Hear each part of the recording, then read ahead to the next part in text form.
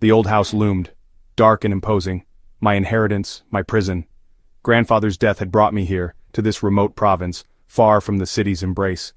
The air hung heavy, thick with the scent of decaying wood and secrets best left buried. I was alone, or so I thought.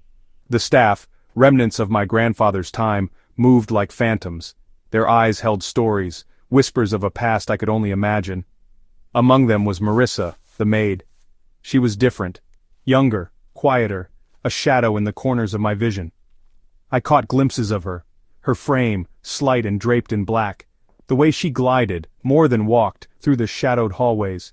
Her presence was unsettling yet strangely captivating. I found myself seeking her out, drawn to her enigmatic aura.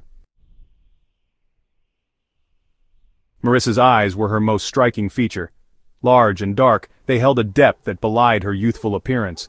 They seemed to observe everything, taking in the world with a quiet intensity. When they met mine, I felt a jolt, a strange connection that sent shivers down my spine. She spoke little, her voice a soft murmur. Her words were always polite, respectful, but distant. There was a barrier there, a wall she had erected around herself. I longed to break through, to understand the secrets hidden behind her guarded gaze.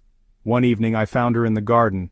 She was tending to a patch of moonflowers, their white petals glowing in the twilight. As I approached, she turned, and for a moment our eyes met.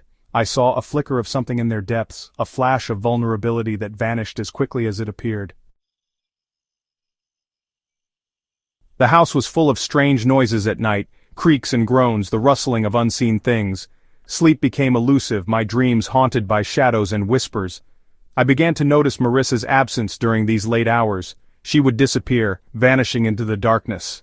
One night, unable to bear the silence any longer, I left my room. The air was thick with a strange, metallic scent. I followed it, my heart pounding in my chest, until I reached the kitchen. The door was ajar, a sliver of light spilling out into the hallway.